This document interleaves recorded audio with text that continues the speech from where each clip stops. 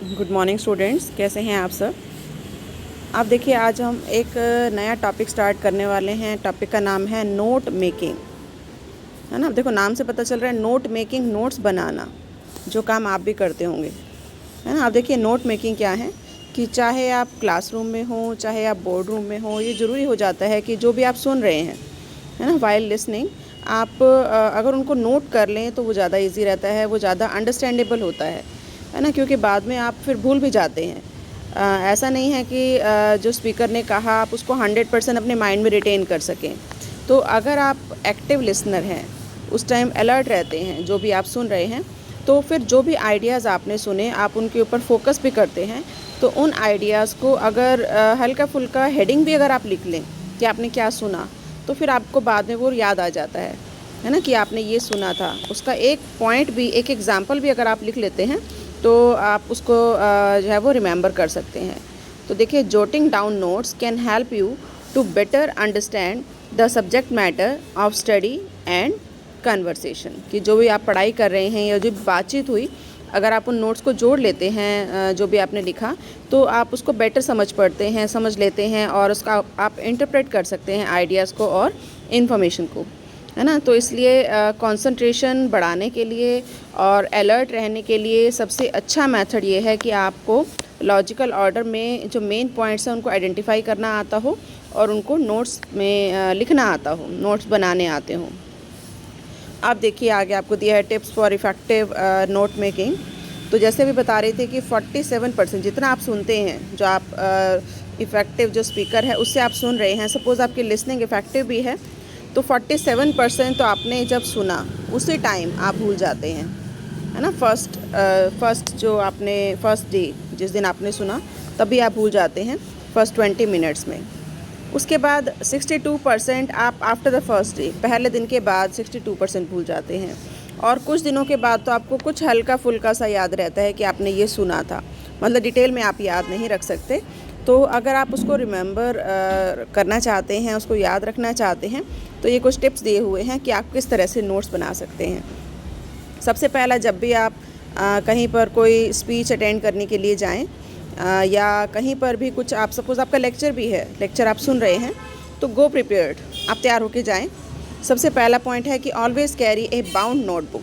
आपके पास एक नोटबुक होनी चाहिए, और वो नोटबुक ऐसी हो कि जिसमें से आप पेजेस इजीली रिमूव भी कर सकते हैं फॉर रिव्यूइंग द नोट्स, या हैंडआउट्स भी हों तो वो भी आप लगा सकते हैं, है ना। तो जो फोल्डर्स आते हैं वो आप ले सकते हैं, जिसमें आप पेजेस लगा भी सकते हैं और निकाल भी सकते हैं, या स्पायरल बाइंडिंग जो नोटबुक होती है वो भी आप ले सकते हैं।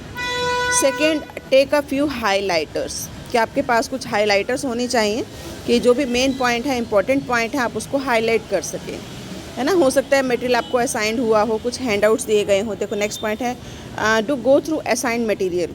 हो सकता है कुछ मटेरियल आपको दिया गया हो पढ़ने के लिए, तो अगर कुछ मटेरियल आपको पढ़ने के लिए दिया गया है तो आप उसको पढ़ कर जाएँ, और उसके अंदर जो मेन पॉइंट्स हैं आप उसको हाईलाइटर से हाईलाइट कर सकते हैं। और अगर पिछले भी कोई नोट्स हैं, प्रीवियस नोट्स हैं, तो उनको भी आप रीड कर सकते हैं, गो थ्रू कर सकते हैं।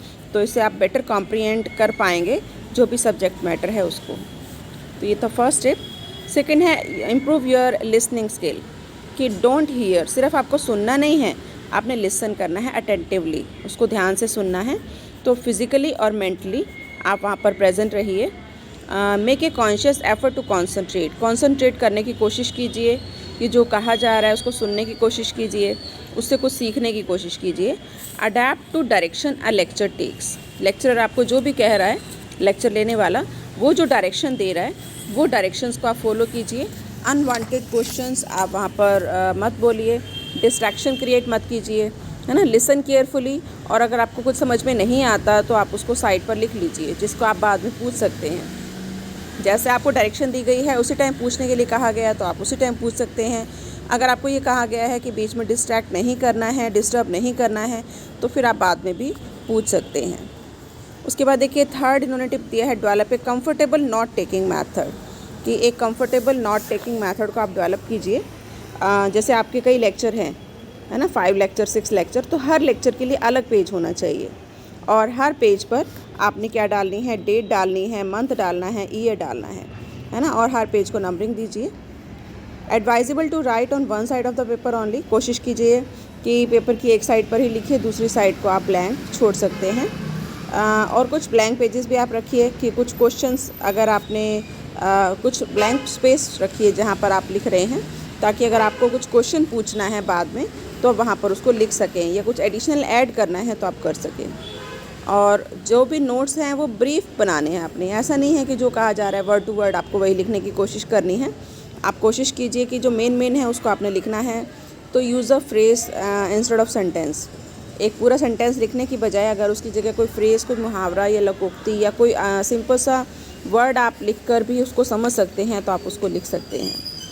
Note down words that you didn't understand, कि आप सुन रहे हैं और आपको कोई वर्ड समझ में नहीं आया तो आप उसको साइड पर लिख लीजिए ताकि आप बाद में उसको डिक्शनरी में देख सकें। 4th टिप है पे क्लोज अटेंशन टू कंटेंट, कि जो भी कंटेंट कहा जा रहा है, कंटेंट जिसके बारे में डिस्कस किया जा रहा है, आप उसको ध्यान से सुनिए। Do know what to write down, आपको ये पता होना चाहिए क्या लिखना है। और ये कैसे पता चलेगा? प्रैक्टिस ओनली, प्रैक्टिस से। डिटेल फैक्ट्स, आइडियाज़, एक्सप्लेनेशन, है ना, ये जो दी जा रही हैं, जो क्लैरिफाई करती है मेन पॉइंट्स को, उनको आप सुनिए, समझिए और फिर उसको लिखिए जो आपको लगता है कि लिखने लायक है। तो जो भी एग्जांपल्स दिए जा रहे हैं उसका कोई हिंट आप लिख सकते हैं, है ना, हल्का फुल्का सा, जिसकी आगे आप स्पेस छोड़ सकते हैं और बाद में आप उसको कंप्लीट कर सकते हैं। Definition of new words not known to you, कि कोई नए वर्ड्स हैं जो आपको नहीं पता, उसकी डेफिनेशन अगर बताई गई है तो आप उसको लिख सकते हैं। एनुमरेशंस और test of thing that are conveyed, कि अगर कोई एनुमरेशन है जो आपने अभी नहीं सुनी है तो वो भी आप मेंशन कर सकते हैं।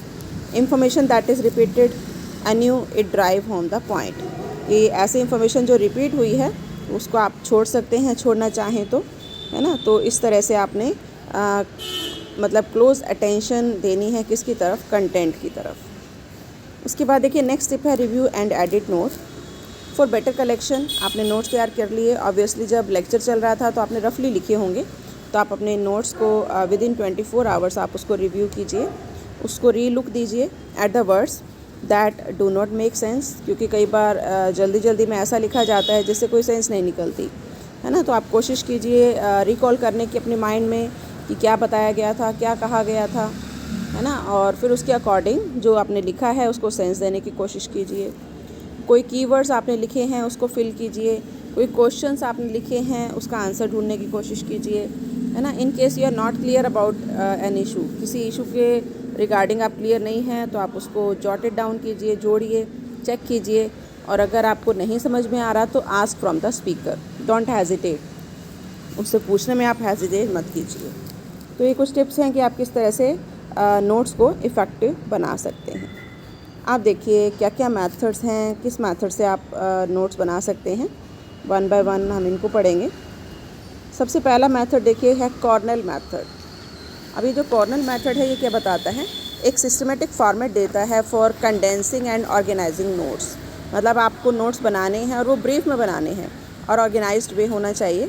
तो इसके लिए हम क्या करते हैं इस मेथड के अकॉर्डिंग कि हम पेज को 2 पार्ट्स में डिवाइड कर लेते हैं, left hand side and right hand side. Left hand side में जो मार्जिन छोड़ा जाता है 2.5 इंच का मार्जिन छोड़ दिया जाता है। राइट हैंड साइड में जो मार्जिन छोड़ा जाता है वो होता है 6 इंच, है ना। लेव 6 inch margin at the right hand side. तो लेफ़्ट हैंड साइड पर आप जो मेन पॉइंट्स हैं, जो हेडिंग्स हैं, जो न्यू पॉइंट्स हैं वो लेफ़्ट हैंड साइड पर लिख सकते हैं और उसकी डिटेल आप राइट हैंड साइड पर लिख सकते हैं, है ना। तो जब भी कोई नया पॉइंट इंट्रोड्यूस हो तो फिर आप बीच में एक लाइन छोड़कर फिर आगे शुरू कर सकते हैं। तो कोशिश कीजिए कि जो भी बोला जा रहा है उसमें जिसको हम जो लेफ़्ट हैंड साइड पर लिखते हैं 2.5 इंच मार्जिन में, उसको हम कहते हैं क्यू, CUE, है ना। तो ये मेन पॉइंट्स हैं। तो जो भी लिखा जा रहा है कीवर्ड उसके बारे में डिटेल आप राइट हैंड साइड पर लिख सकते हैं। तो इस तरीके से कॉर्नल मेथड हम यूज़ करके अपने जो नोट्स हैं उसको इफ़ेक्टिव बना सकते हैं। सेकेंड आता है आउटलाइनिंग मेथड। तो डैश लगा सकते हैं या इंडेंटेड आउटलाइन लगा सकते हैं, है ना। वो मतलब बेस्ट होती है कि आप उसको कनेक्ट कर रहे हैं उसके साथ जो उसके सामने लिखा हुआ है। तो इस तरह से इंडेंटेड और आउटलाइनिंग मेथड भी जो है वो पार्ट्स को, मतलब पेज को 2 पार्ट में डिवाइड कर रही है, एक लेफ़्ट हैंड साइड और एक राइट हैंड साइड, है ना। लेफ़्ट हैंड साइड में आप हेडिंग लिख रहे हैं, बोल्ड लेटर्स, बोल्ड इंक से लिखा जाता है ताकि वो अलग से दिखाई दे, और राइट हैंड साइड में आप उसकी डिटेल दे सकते हैं। तो relationship between the different parts is carried out through indenting. जो इंटेंशन की जाती है उससे हम उसको अलग कर रहे हैं। तो पॉइंट्स को सुनिए, सुनने में जो आपको लगता है कि जो मेजर पॉइंट है वो आप लिखिए लेफ़्ट हैंड साइड पर और आगे डैश लगा दीजिए, और उसकी डिटेल आप बाद में भी लिख सकते हैं, है ना, वो आप लिख सकते हैं राइट हैंड साइड पर। तो जैसे बताया, जो मेन पॉइंट है उसको आप बोल्ड लेटर्स में लिखिए, स्केच पेन से लिखिए, मार्कर से लिखिए। जो डिफरेंट जो मेन पॉइंट्स हैं यानी उसकी जो डिटेल है वो आप सिंपल पेन से भी लिख सकते हैं। तो देखिए नीचे आपको एग्जांपल भी दिया हुआ है। जैसे इन्होंने ऊपर डेफिनेशन लिखा, डेफिनेशन बोल्ड में लिखा, आगे कोलन लगा दिया और आगे उसका लिख दिया मीनिंग क्या है। जो extra sensory perception main heading है उसका मीनिंग बता दिया। फिर इसने बताया 3 काइंड्स हैं, आगे कोलन लगा दिया। फिर ये देखो इंडेंटेड, ये डैश लगा दिया, डैश लगा के टेलीपैथी, फिर कॉलन लगा दिया। तो इस तरह से बाय पुटिंग कॉलन और डैश, इस तरह से इन्होंने इसको एक्सप्लेन किया। तो this method is known as outlining method, जिसमें कि आप मैसेज को या जो भी आपके नोट्स हैं उसको ज़्यादा इफ़ेक्टिव बना सकते हैं। उसके बाद देखिए थर्ड आता है मैपिंग मैथड। तो it is a method that uses concentration and comprehension skill and involves in a note taking form which relates each fact और idea to each other fact और आइडिया। ये एक ऐसा मेथड है जिसमें कि हम कोशिश करते हैं कॉम्प्रिहेंशन स्किल को डेवलप करने की, है ना, और कोशिश करते हैं ग्राफिकल रिप्रेजेंटेशन देने की, जिससे कि आपको देखते ही कुछ समझ में आ जाए, किसी को कुछ बताना ना पड़े, है ना। तो इसमें हम जैसे किसी का किसी से कनेक्शन है, जैसे अगर हम बात करें कम्युनिकेशन की, तो हम कहते हैं कि they are 2 type of communication. तो फिर हम ऊपर लिख दें कम्युनिकेशन और फिर उसके आगे 2 कॉलम बना दें कि एक आपका है वर्बल और एक आपका है नॉन वर्बल। तो this method is known as mapping method and easy to understand. तो देखिए mapping method is a graphical presentation of the content of a lecture. It is a method that maximise active participation, कि active participation को ये maximise करता है, afford immediate knowledge, है ना, as to understanding, इसको देखते ही आप इसको समझ जाते हैं, और एम्फसाइज क्रिटिकल थिंकिंग, कि आप फिर सोचने भी लग जाते हैं कि ये इसका पार्ट है, ये इसका पार्ट है। तो आप अपने लेक्चर को ट्रैक पर ला सकते हैं रिगार्डलेस ऑफ कंडीशन। तो इसमें हम रिलेशन एस्टेब्लिश कर सकते हैं। जैसे देखो इसमें एक्स्ट्रा सेंसरी परसेप्शन के इसने बताया 3 टाइप्स हैं, telepathy, sending messages, clairvoyance, sending messages, telepathy, sending messages. तो देखो अब यहाँ पर आपको देखने से पता चल गया कि there are 3 types of extra sensory perception. तो this method is known as mapping method. उसके बाद देखिए नेक्स्ट आता है चार्टिंग मैथड। तो if the lecture format is distinct such as chronological order, कि अगर उसमें है तो you may set up your paper by drawing columns and labelling appropriate heading in a table, कि फिर आप कॉलम्स बना सकते हैं, रोज़ बना सकते हैं, उनको लेबल दे सकते हैं, है ना। What you need to do is to determine the category to be covered in the lecture, कि लेक्चर में कौन कौन सी कैटेगरी हैं जो कि कवर होने वाली हैं। जैसे अगर हम बात कर रहे थे कम्युनिकेशन की ऊपर वाले मैपिंग मैथड में, तो हमने बताया कि कम्युनिकेशन के 2 टाइप हैं, एक वर्बल और एक नॉन वर्बल। फिर हम कहते हैं कि जो वर्बल है उसके भी 2 टाइप हैं, एक है ऑरल और एक है रिटन। और फिर हम बताते हैं नॉन वर्बल के भी 7 टाइप्स हैं, फिर हम 7 टाइप्स लिख लेते हैं। फिर हम कहते हैं हम इसके एडवांटेजेस भी बताएंगे और इसके डिसएडवांटेजेस भी बताएंगे। तो फिर हम जो वर्बल है उसके एडवांटेज अलग बताते हैं और ऑरल के रिटन के एडवांटेज अलग बताते हैं। इसी तरीके से जो नॉन वर्बल के 7 टाइप्स हैं उनके भी सबके एडवांटेज अलग बताते हैं और डिसएडवांटेज अलग बताते हैं। तो एक पूरा आपका चार्ट बन गया, इसमें कई कॉलम्स हैं, कई रोज़ हैं, है ना। तो इस मेथड को हम क्या कहते हैं, चार्टिंग मेथड। तो अगर हमें इस तरीके का पता हो तो set up your paper in advance by columns handed by these categories, कि आपको ये कैटेगरीज बता दी जाएंगी, आप पहले कॉलम्स सेट कर लेंगे, फिर उसमें जो मेन आइडियाज़ हैं, जो फ्रेसेस हैं या जो भी आप सुन रहे हैं वो साथ के साथ आप उसमें पुट करते जाएंगे। तो this method helps you to track conversation, जो भी डायलॉग्स हैं, जो भी कन्वर्सेशन है आप उसको ट्रैक कर सकते हैं और नॉर्मली आप उसमें यूज़ कर सकते हैं, आप कंफ्यूज नहीं होंगे, है ना। तो जनरली वैसे कंफ्यूज हो जाएंगे कि इसमें क्या था और इसमें क्या था, लेकिन यहाँ पर जब आपने अलग अलग लिख लिया तो ये मेथड आपको अंडरस्टैंड करने में ज़्यादा हेल्प करता है।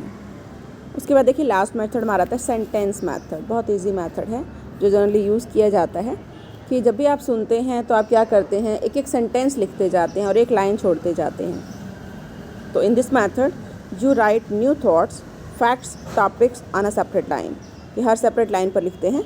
जैसे आपने कोई स्टार बना दिया या कोई बुलेट लगा दिया और उसके आगे एक सेंटेंस लिख दिया, फिर एक लाइन छोड़ी, फिर बुलेट लगाया और फिर एक लाइन लिख दिया, फिर एक लाइन छोड़ी और फिर लिख दिया, है ना। तो इस तरह से जो मेथड यूज़ किया जाता है उसमें पैराग्राफ की बजाय लाइंस जो है वो लिखी जाती हैं और इसी तरीके से नोट्स बनाए जाते हैं। जितनी लाइंस होती हैं वो सारी इंपॉर्टेंट लाइंस होती हैं, उनको फिर आप नंबरिंग भी दे सकते हैं या जैसे बताया बुलेट्स लगा सकते हैं, स्टार्स लगा सकते हैं, है ना। लेकिन ये वहीं पर यूज़ होती हैं जहाँ पर आपको ज़्यादा नहीं लिखना है, डिटेल में नहीं लिखना है, ओनली कुछ पॉइंट्स लिखने हैं। तो इस तरह का मेथड वहाँ यूज़ होता है। And there is a need to edit to establish relationship, क्योंकि हर लाइन आप अलग लिख रहे हैं तो कौन सी लाइन किससे कंसर्न कर रही है वो बाद में आप उसको एडिट कर सकते हैं। तो ये आपके थे कुछ मेथड्स जिसमें बताया था कि आप किस तरह से अपने जो है वो नोट्स बना सकते हैं। तो आई थिंक ये काफ़ी इफ़ेक्टिव होगा आपके लिए भी, क्योंकि आप भी जब लेक्चर को सुनते हैं तो आपको भी नोट्स बनाने की ज़रूरत होती है।